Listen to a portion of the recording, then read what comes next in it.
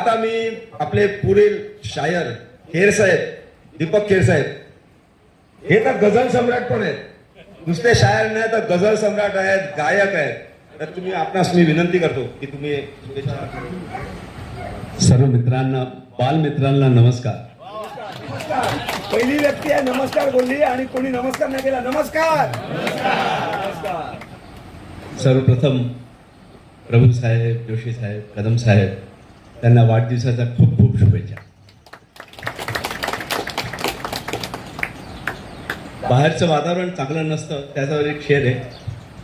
जाओ जाओ शीशे का बदन लेके किधर जाओगे, जाओ शीशे का बदन लेके किधर जाओगे, लोग पत्थर के हैं छू लेंगे बिखर जाओगे.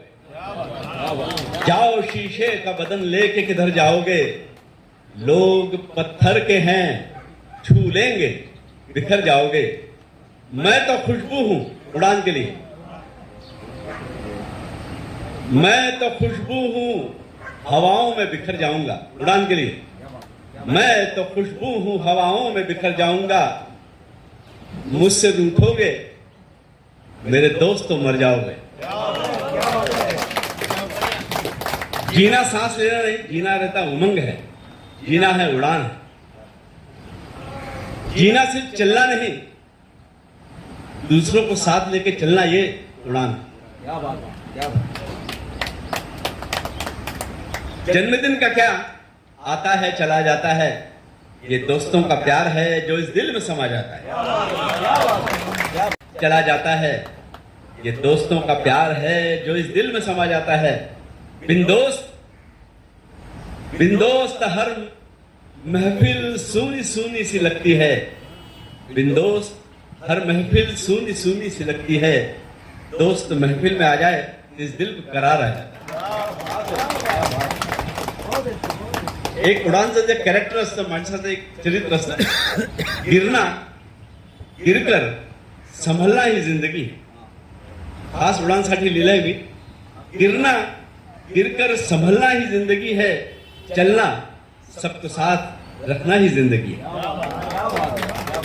गिरकर संभलना ही जिंदगी है, चलना सबको साथ रखना ही जिंदगी है. आसमां को छूने की तमन्ना हर किसी को है, आसमां को छूने की तमन्ना हर किसी को है. ज़मीन पे पांव जमाए रखना ही जिंदगी, ज़मीन पे पांव जमाए रखना ही जिंदगी है. ज़मीन पे पांव जमाए रखना ही जिंदगी है. दोस्तों के लिए शेर. बिन देखे तेरी तस्वीर बना सकते हैं, बिन देखे तेरी तस्वीर बना सकते हैं, बिन मिले तेरा हाल बता सकते हैं. बिन देखे तेरी तस्वीर बना सकते हैं, बिन मिले तेरा हाल बता सकते हैं. हमारी दोस्ती में इतना दम है, हमारी दोस्ती में इतना दम है, तेरे आंसू अपनी आंखों से गिरा सकते. शुक्रिया, धन्यवाद. जय उडान, जय उडान.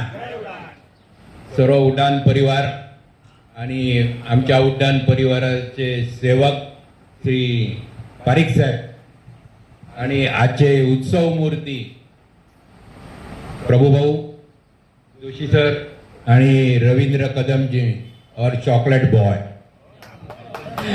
आज या तिघांच्या वाढदिवसानिमित्ताने आपण इथे जमलेलो आहोत. त्यांना आपण सर्वांनी शुभेच्छा दिलेल्या आहेत. आम्ही उड्डाण परिवारातर्फे त्यांना शुभेच्छा देतो आणि त्यांचं उर्वरित आयुष्य लाभदायी सुखदायी जाओ ईश्वर चरणी प्रार्थना करतो. प्रभू हे व्यक्तिमत्व असं आहे की केव्हाही तुम्ही बघा, प्रभू आलं म्हणजे एक चैतन्य.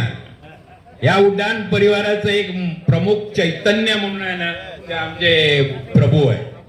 प्रभू देवाचा डान्स, प्रभू देवाचं गाणं आणि मैफिल कशी रंगवायची असेल तर ते फक्त चैतन्य आमचं प्रभू. केव्हाही बघा, कुठल्याही समारंभामध्ये, मग पिकनिक असो, वाढदिवस असो, काही असो, समजला त्यांची बॅटिंग एवढी जोरदार असते की त्यांना त्रिफळाचीत करणं फार कठीण जातं. असं हे व्यक्तिमत्व आणि उदारमतवादी केव्हाही बोलवा आपल्या प्रत्येक सेवेला ते हजर असतात। जोशी सर पण आहेत, त्यांच्याकडून पण आपलं शिकण्यासारख्या काही गोष्टी आहेत। तसंच आपलं चॉकलेट बॉय रवींद्र कदमजी, यांचं तर गाणं तुम्हाला माहिती आहे। आज त्यांचा आवाज जरा बसलेला आहे, त्याच्यामुळे नाही तर गाण्याची मैफिल आज इथे त्यांनी सादर केली असती। असं हे तिघांचं व्यक्तिमत्व आहे। परंतु आज मला तुम्हाला एवढंच निदर्शनास आणायचं आहे की आपण हे सर्व उड्डाण परिवारातर्फे वाढदिवस इतर कार्यक्रम साजरे करतो, परंतु या कार्यक्रमाची रूपरेखा आणि हा कार्यक्रम सादर करण्याकरता अविश्रांत आणि मेहनत घेणारी ही एकमेव व्यक्ती आहे, ते म्हणजे पारिक सर। आणि त्याचं कौतुक जितकं करावं तितकं कमी आहे। कधीही कशाचा राग नाही, लोभ नाही, मोह नाही, काही। आपलं काम करायचं, पुढे जायचं।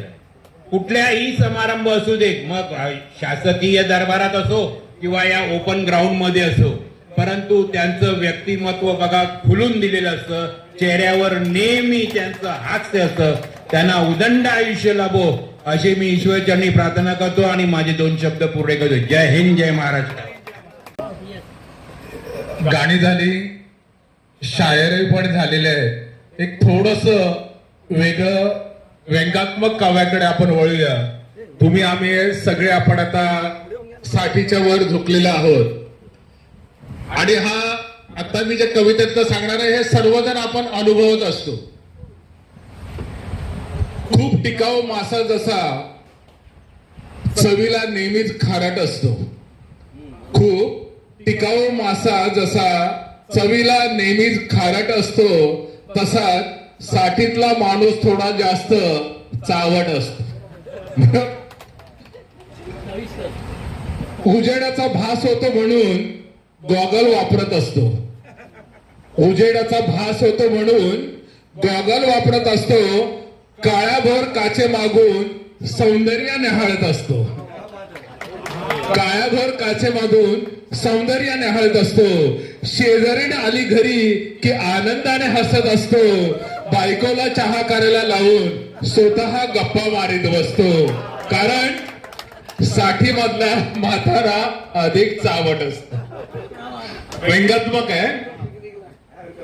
पाय सतत दुखतात म्हणत घरच्या घरी थांबत असतो, पाय सतत दुखतात म्हणत घरच्या घरी थांबत असतो, बाकी सगळ्या दिवशी मात्र मित्रांसोबत भटकत असतो, 4 घास कमीच खात असतो असं घरात सांगत राहतो, भजी समोसे मिसळपाव मात्र बाहेर खुशाल चापत असतो, कारण 60 मधला म्हातारा थोडा जास्त चावट असतो। औषधाचा डोस घेताना घशामध्ये अडकत असतो, औषधाचा डोस घेताना घशामध्ये अडकत असतो, पार्टीत चकना खाता खाता मात्र 4 पेग जास्तच रिचवत असतो, 4 पेग जास्तच रिचवत असतो। अध्यात्माच्या गप्पा मोठ्या 4 चौघात झाडत असतो, मैत्रिणीच्या घोळक्यात मात्र रंगील काव्य ऐकत असतो, मैत्रिणीच्या घोळक्यात मात्र रंगील काव्य ऐकत असतो, कारण 60 मधला म्हातारा थोडा जास्तच चावट असतो। 60 मधला म्हातारा आता निवृत्तीत गेलेला असतो, विरंगुळीच्या जुन्या जुन्या आठवणीत रमत असतो, काम नसतं हातामध्ये, किंमत नसते घरामध्ये, म्हटलं तरी ज्येष्ठ असतो तरी बराच मनाने तरुण असतो, संपून गेलेलं तारुण्य पुन्हा पुन्हा अनु पाहत असतो, कारण 60 मधला म्हातारा थोडा अधिक चावट असतो, 60 मधला म्हातारा अधिक थोडा चावट असतो। धन्यवाद।